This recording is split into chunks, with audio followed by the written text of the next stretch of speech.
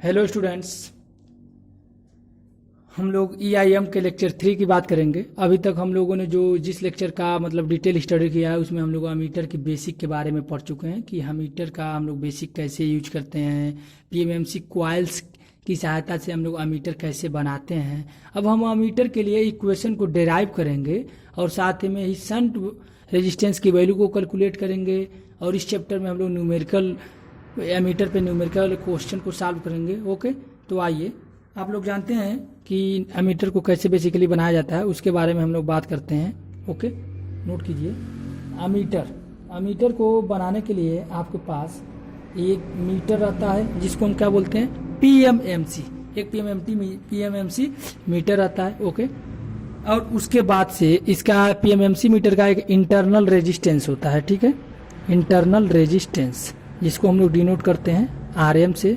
और फिर जब हम इसको इस PMMC मीटर को एज ए अमीटर के रूप में बनाना चाहते हैं, बिहेव कराना चाहते हैं, PMMC मीटर से आप लोग क्या बना सकते हैं, बेसिकली वोल्ट मीटर बना सकते हैं, ओम मीटर बना सकते हैं, अमीटर बना सकते हैं। ठीक है, कुछ भी बना सकते हैं, आपकी अपनी चॉइस है। और जब हम उसको अमीटर के रूप में बनाना चाहते हैं तो देखिए क्या क्या होता है।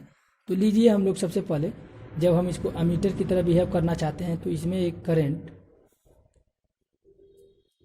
एक रेजिस्टेंस RSH ऐड कर देते हैं। अब देखिए, RSH जब ऐड कर देंगे तो क्या होगा, ये शंट रेजिस्टेंस है। ठीक है, तो अब RSH ऐड क्यों किया जाता है, आपको भी पता है कि जो अमीटर का जो PMMC कॉइल है वो बहुत कम मिली एम्पियर को ही एब्जॉर्ब कर पाएगा। ठीक है, उससे अधिक अगर आप लोग करंट बढ़ाते चले जाएंगे, सपोज कीजिए कि अमीटर कॉइल जो है उसकी एक FHD करंट बनी होती है, मतलब वो हमें maximum limit current, FHD current मत बोलिए क्योंकि जब हम लोग FHD बोलेंगे तो वो अमीटर बन गया। तो अभी हम अमीटर नहीं बनाए हैं, सिर्फ PMMC की बात कर रहे थे। PMMC में क्या होता है, एक मैक्सिमम लिमिट करंट होती है जिसको हम लोग सैचुरेशन करंट भी बोल सकते हैं।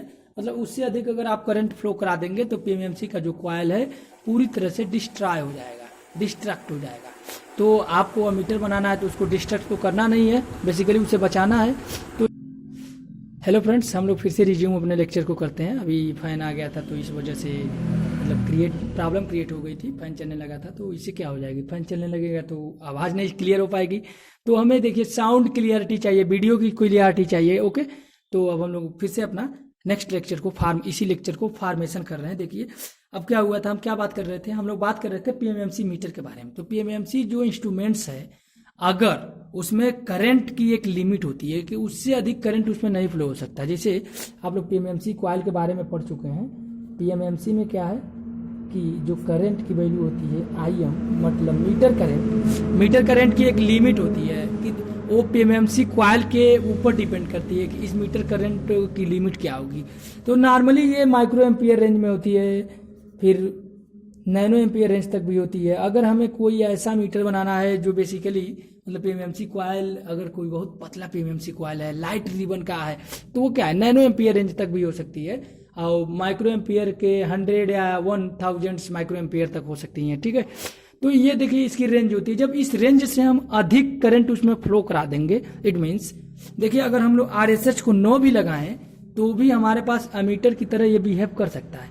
बट RSH को लगाना इसलिए जरूरी है शंट रेजिस्टेंस को, ताकि पूरी तरह से हमारा अमीटर का रेंज एक्सटेंशन हो सके। ठीक है, और साथ ही साथ में हमारा अमीटर जो है वो अमीटर की तरह बिहेव करे, है ना। आप ये बताइए, आपको कभी जरूरत है एम्पियर में मेजर करने के लिए, तो एम्पियर रेंज की कोई PMMC कॉइल तो होती नहीं है। आपको मान लीजिए 100 मिली एम्पियर तक रेंज में मेजर करने की जरूरत है करंट को, तो वो भी 100 मिली एम्पियर के रेंज में तो PMMC कॉइल होती नहीं है। ओके, तो इन सभी भी डिफिकल्टीज को दूर करने के लिए बेसिकली हम लोग शंट रेजिस्टेंस का यूज कर लेते हैं। तो इस शंट रेजिस्टेंस के यूज से सबसे पहले हमारी कॉइल बच गई और रेंज एक्सटेंशन भी हो गया, है ना। तो एक पहलू से दो लाभ आपके पास हो गए। आप क्या कर सकते हैं, कॉइल को बढ़ा सकते हैं। इट मीन्स कॉइल की जो एक्सटेंशन क्षमता है उसको आप बढ़ा दिए, क्योंकि उसमें जो उसकी मैक्सिमम लिमिट है उतने ही करंट फ्लो होने दिए और बाकी करंट को आप बाईपास कर दिए। RSH रेजिस्टेंस, RSH क्या है, वो शंट रेजिस्टेंस है जिसकी वैल्यू कम होती है। अब हमें यह भी ध्यान रखना है कि जो अभी हम लोग प्रीवियस लेक्चर में क्या बात किए थे, प्रीवियस लेक्चर में आप लोगों को याद होगा कि शंट रेजिस्टेंस की आइडियली और प्रैक्टिकली क्या वैल्यू होनी चाहिए, इन सभी चीज़ों का हम लोग चर्चा नहीं किए थे। बट हमें ये पता था कि शंट रेजिस्टेंस को आप लोग कम से कम रखना चाहेंगे। क्यों? क्योंकि जब कम से कम रखेंगे तो अधिक से अधिक करंट फ्लो होगा। अभी हम लोग इसको डायग्राम की सहायता से समझते हैं, ठीक है। और उसके बाद से आप लोग फिर इस पे डेरिवेशन करते हैं, इसका डेराइव इक्वेशन निकालते हैं कि शंट रेजिस्टेंस और इंटरनल रेजिस्टेंस के बीच क्या मतलब रिलेशन होना चाहिए, शंट रेजिस्टेंस की क्या वैल्यू होना चाहिए। अभी हम लोग मैनुअली एक जनरल एक आइडिया निकाले थे, प्रीवियस 2 लेक्चर में हम लोग जनरली क्या एक सिंपल सा आइडिया निकाले थे कि शंट रेजिस्टेंस को कैसे मतलब यूज करते हैं और उसकी वैल्यू को क्या रखते हैं। लेकिन अब यहाँ पर हम लोग बेसिकली साइंटिफिक इक्वेशन निकालेंगे। इट मीन्स इसका इक्वेशन निकालेंगे कि उस इक्वेशन से हमारे पास शंट रेजिस्टेंस की वैल्यू क्या होगी, फिर हमारे पास जो मतलब गुना का कंसेप्ट है वो कैसे होगा, मतलब शंट रेजिस्टेंस उसके कितने बाय पार्ट्स रहेंगे इंटरनल रेजिस्टेंस के, फिर अगर हम अपने रेंज को एक्सटेंड करेंगे तो अब नेक्स्ट शंट रेजिस्टेंस की वैल्यू क्या होगी, ठीक है ना।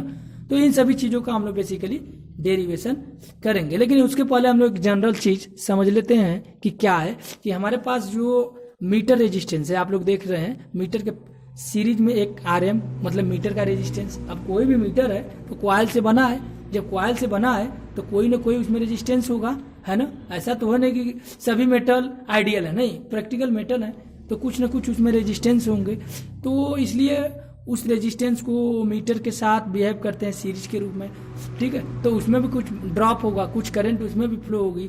तो इस प्रकार ये हमारा इंटरनल रेजिस्टेंस की तरह बिहेव करता है। और इंटरनल रेजिस्टेंस ये भी है, ऐसा नहीं है कि एक्सटर्नल रेजिस्टेंस है, ये भी इंटरनल रेजिस्टेंस है। लेकिन PMMC के लिए नहीं इंटरनल रेजिस्टेंस है, होल जो हमारे पास एमीटर है उसके लिए इंटरनल रेजिस्टेंस है, ठीक है।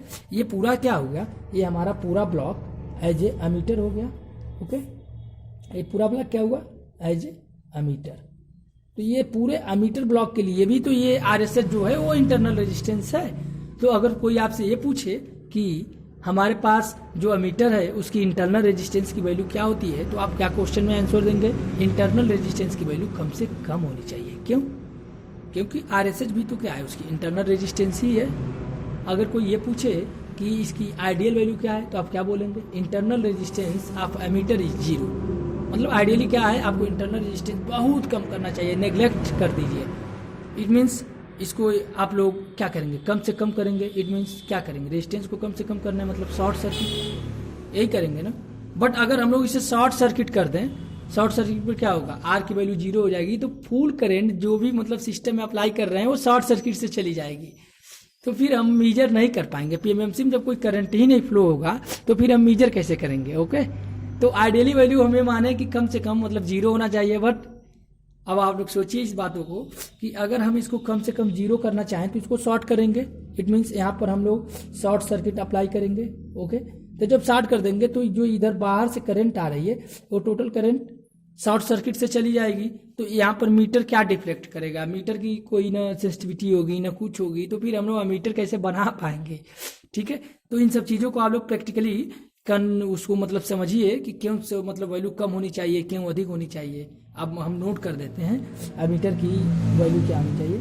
एमीटर जो है हमारे पास बेसिकली एमीटर, उसके इंटरनल रेजिस्टेंस की वैल्यू, इंटरनल रेजिस्टेंस की वैल्यू क्या होनी चाहिए, लो होनी चाहिए। वेरी लो कंडीशन है। RSH की वैल्यू जब लो होगी तो वही उसका इंटरनल रेजिस्टेंस है, वो लो होना चाहिए। RSH की वैल्यू लो होना चाहिए, RSH की वैल्यू लो होना चाहिए। क्यों लो होना चाहिए, क्योंकि जब लो होगा तभी हम उसके रेंज को एक्सटेंशन करेंगे, तभी हमारा मीटर सही रूप से काम करेगा, ठीक है। तो ये हमारा ये भी लो होना चाहिए RSH की वैल्यू। बट अब ये भी जानिए आप प्रैक्टिकल में कि RSH की वैल्यू लो बनाना इतना आसान तो है नहीं। सब चीज़ आप लो तो बना नहीं सकते, RSH के सभी वैल्यू को आप लो तो कर नहीं सकते। तो इसलिए एक कंसीडरेबल इफेक्ट रखा जाता है कि RSH के वैल्यू को भी एडजस्ट किया जाए और फिर मीटर को भी एडजस्ट किया जाए, मीटर की भी FSD को मतलब उसको एडजस्ट किया जाए। कहने का मतलब ये हुआ, अगर हम RSH की वैल्यू ले रहे हैं 0.01 ओम, तो ये बताइए इतने कम ओम का रेजिस्टेंस बनाना आसान तो है नहीं, इसको हम बना ही नहीं सकते जल्दी, ठीक है। तो ये जनरली जो वैल्यू लेते हैं 1 ओम 2 ओम 3 ओम लेते हैं और उसमें FSD की वैल्यू बढ़ा देते हैं। मतलब जो हमारे पास IM जो मीटर की सेंसिटिविटी है उसको हम लोग बढ़ा देते हैं। मतलब जो मीटर है वो सेंसिबल उसकी सेंसिटिविटी को कम कर देते हैं। इट मीन्स जो मीटर है जो पहले माइक्रो एम्पियर रेंज में काम कर रही थी, अब उसको मिली एम्पियर रेंज में बढ़ा लेते हैं। ठीक है, जब मिली एम्पियर रेंज में बढ़ाएंगे तो FHD का जो FHD करंट है उसकी वैल्यू बढ़ जाएगी। ओके, तो अब देखिए क्या होगा, अगर हम एक चीज को प्रैक्टिकल से आइडियल से प्रैक्टिकल कंडीशन में लाने जा रहे हैं तो दूसरे में प्रॉब्लम क्रिएट हो रही है। तो इन दोनों प्रॉब्लम को समझकर उसके बीच ट्रेड ऑफ किया जाता है। ठीक है, कि RSH की वैल्यू भी एडजस्ट कर दिया जाए और उसकी भी वैल्यू, जैसे मान लीजिए RSH 5 ओम का भी रेजिस्टेंस बनाना टफ है, तो अगर आप इसको किलो ओम रेंज में रख देंगे तो उसकी वैल्यू बहुत सेंसिटिविटी उसकी बहुत कम हो जाएगी। तो सेंसिटिविटी जब बहुत कम हो जाएगी तो एमीटर क्या करेगा, पुअर बिहेव करेगा ना, वो सेंस ही नहीं कर पाएगा। ठीक है, जब उसकी सेंसिटिविटी बहुत अधिक बढ़ जाएगी तो सेंस ही नहीं कर पाएगा ना। जैसे मान लीजिए फ्रैक्शन ऑफ मिली एम्पियर है उसको नहीं सेंस कर पाएगा, या फिर fraction of ampere milliampere में कोई करंट है उसको नहीं सेंस कर पाएगा। तो फिर हमें ऐसे एमीटर बनाने की जरूरत ही क्या है। तो इसलिए जब भी हम लोग एमीटर का डिजाइन करते हैं, जो सिस्टम इंजीनियर होता है, इलेक्ट्रॉनिक सिस्टम डिजाइन इंजीनियर होता है, वो बेसिकली क्या करता है, दोनों चीजों के बीच ट्रेड ऑफ करता है। मतलब कहने का मतलब ये हुआ कि वो RSH को भी अपने माइंड में रखता है कि RSH की वैल्यू भी बहुत कम ना होने पाए, और साथ ही साथ में ये भी देखता है कि एमीटर की सेंसिटिविटी ना बहुत कम हो जाए। ठीक है ना, मतलब उसकी सेंसिटिविटी अच्छी रहे, सेंसिटिविटी पुअर भी ना हो जाए। तो इन सभी चीजों को डिजाइन में रखते हुए वो एमीटर का डिजाइन करता है। ओके, अब आप लोग को आई होप कि ये समझ गए होंगे कि डिजाइनिंग। अब हम लोग आते हैं अपने डिजाइनिंग प्रोसेस पे, और इसके लिए हम लोग उसका इक्वेशन निकालेंगे और स्केल इक्वेशन भी हम लोग डिराइव करेंगे कि स्केल इक्वेशन क्या होगा, एमीटर के लिए स्केल इक्वेशन क्या होगा। Okay, let's ready. ठीक है, हम लोग सबसे पहले एक बार एमीटर बना लेते हैं फिर से दोबारा। हम लोगों ने यहाँ पर एक PMMC मीटर लिया, फिर एक रेजिस्टेंस RM लिया जो इसके मीटर का रेजिस्टेंस है, सीरीज में है। ओके ओके फ्रेंड्स, और ये हमारे पास RSH शंट रेजिस्टेंस हम लोगों ने ले लिया। अब जैसे ये देखिए आई करंट, इस आई करंट को हम लोगों ने अप्लाई किया। ओके, आप लोगों ने क्या किया, आई करंट को अप्लाई किया। आई करंट को हम लोगों ने क्या किया, अप्लाई किया मीटर पे। ठीक है, आई की कुछ भी वैल्यू होगी, तो ये सपोज कीजिए आप लोग कि इसमें आई है, तो आई का जो पार्ट है, कुछ पार्ट है, मतलब ये देखिए ये रेजिस्टेंस बहुत कम है, ये रेजिस्टेंस क्या है, बहुत कम है RSH की value in comparison to RM। तो जब ये बहुत कम है तो इसमें करंट अधिक फ्लो होगी। तो मान लीजिए जो इसमें करंट फ्लो हो रही हो वो ISH है, अगेन जो इसमें करंट फ्लो हो रही है वो IM है, मीटर रेजिस्टेंस करंट है। ठीक है, और ये फिर ऐड होके I बन जा रहा है। तो हम लोग बाई लॉ ऑफ KCL से आप लोग लिख सकते हैं I equal to ISH plus IM। Okay, आप लोग इतना तो लिख ही सकते हैं, ये तो सबको पता है कि KCL क्या करता है कि जो करंट नोड पे आएगी वही करंट, जो इनकमिंग करंट आ रही है वही किसी नोड से आउटगोइंग हो जाएंगी, और उन दोनों का अलजेब्रिक सम क्या होगा, जीरो होगा। It means I plus ISH plus IM equal to zero, या I equal to ISH plus IM, जो हम लोग ऊपर एक KCL इक्वेशन लिख दिए। ठीक है, अब इसके बाद हम लोग नेक्स्ट स्टेप पे चलते हैं। आपको भी पता है कि पैरेलल वोल्टेज ऑलवेज इक्वल। ठीक है, वोल्टेज जो होता है वो पैरेलल में हमेशा इक्वल होता है। ठीक है, और सीरीज में करंट इक्वल होता है। आप लोगों को ये ध्यान देने वाली बात है कि जो करंट मीटर में फ्लो होगी वही मीटर रेजिस्टेंस में फ्लो होगी। क्यों? क्योंकि सीरीज में ये दोनों मीटर और मीटर रेजिस्टेंस सीरीज में कनेक्टेड है। तो ये आपको हमेशा ध्यान देना चाहिए कि सीरीज में जो करंट होता है वो सेम होता है, पैरेलल में वोल्टेज सेम होता है। तो आप अब ये डिनोट कीजिए कि इसके अक्रॉस वोल्टेज क्या होगा, मीटर के अक्रॉस वोल्टेज क्या होगा। ठीक है, तो मीटर का रेजिस्टेंस RM है, तो क्या हो गया IM into RM equal to ISH into RSH। अब देखिए हम अभी आपको ऊपर वाले स्टेटमेंट में हमने बोला था कि उस ऊपर वाले स्टेटमेंट में कि IM और RM ये इसके पैरेलल ब्रांच है RSH के। तो ये देखिए IM जो करंट RM में फ्लो हो रही है तो इसका मल्टीप्लाई वोल्टेज हो जाएगा V हो जाएगा। ठीक है, तो ये हो जाएगा मीटर के अक्रॉस वोल्टेज ड्रॉप, ये क्या है VM मीटर के अक्रॉस वोल्टेज ड्रॉप, और ये क्या है VSH शंट के अक्रॉस वोल्टेज ड्रॉप। ये आपका बेसिक एमीटर इक्वेशन है। ये क्या है, एमीटर का इक्वेशन है। अब इसी वैल्यू को हम लोग कंसीडर करके देखेंगे। ठीक है, और हम लोग अपना करंट की वैल्यू को कंक्लूड करेंगे कि करंट की हमारे पास वैल्यू क्या होगी, आर एस एच और आई एम और आई एस एच की वैल्यू क्या होगी। ओके फ्रेंड्स, तो आइए हम लोग देखते हैं सबसे पहले कि क्या क्या अब वैल्यू है।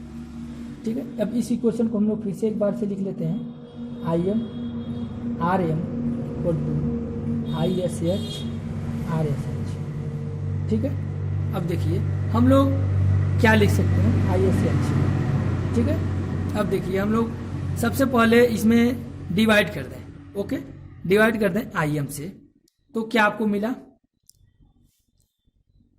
आई M upon I S H equal to R S H upon R M, है ना।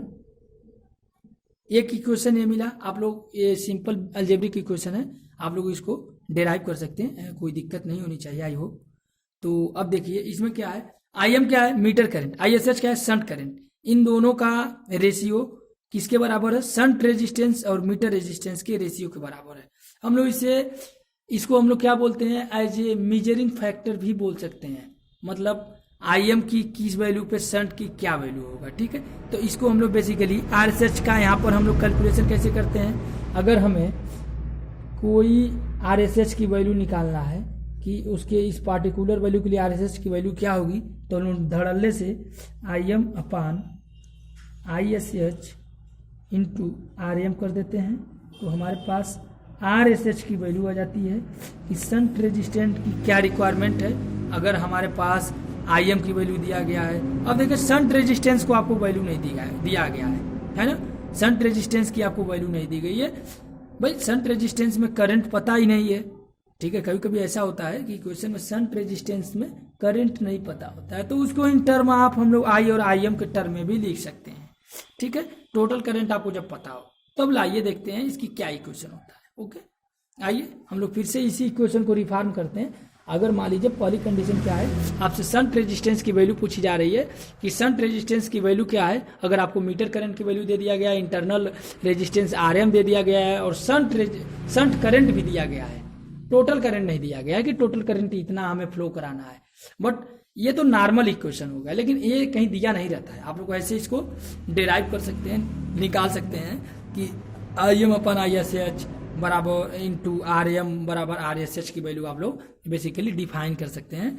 अब देखिए हमें क्या होता है, बेसिकली फुल करंट दिया होता है, टोटल करंट दिया होता है और मीटर करंट दिया होता है। आपको यही दिया रहता है कि आपको मान लीजिए कि न्यूमेरिकली क्वेश्चन में क्या दिया रहेगा, बेसिकली कोई न्यूमेरिकल आपको क्वेश्चन दिया गया है मीटर पे सॉल्व करने के लिए, तो आपको फुल करंट दिया जाएगा। ऐसा नहीं है कि उसमें कि शंट रेजिस्टेंस की वैल्यू दी जाएगी या फिर शंट करंट की वैल्यू दी जाएगी, नहीं, उसमें आपको फुल करंट दिया जाएगा कि इस रेंज से लेके इस रेंज तक आपको मीटर बनाना है, इस रेंज से लेके इस रेंज तक आपको वोल्ट मीटर बनाना है, और आपको शंट रेजिस्टेंस की कैलकुलेशन करना है और आई एम की वैल्यू दिया गया है। ठीक है, इसमें हम लोग एक या दो न्यूमेरिकल आगे के क्वेश्चन में सॉल्व करेंगे, और अभी के लिए हम लोग उस इक्वेशन को सॉल्व करने के लिए हम लोग नेक्स्ट लेक्चर की सहायता लेंगे। अभी हम लोग कुछ इंपॉर्टेंट पॉइंट को नोट कर लेते हैं। ठीक है, और उस इंपॉर्टेंट पॉइंट को हम लोग पहले याद रख लेते हैं जो प्रीवियस में हम आपको बता चुके हैं, और उसको भी आप लोग मान लीजिए याद रख लेंगे तो अच्छी बात होगी, फिर से आपका एक बार रिवीजन हो जाएगा। उससे मैं लेक्चर बहुत दिनों के बाद अपलोड कर रहा हूँ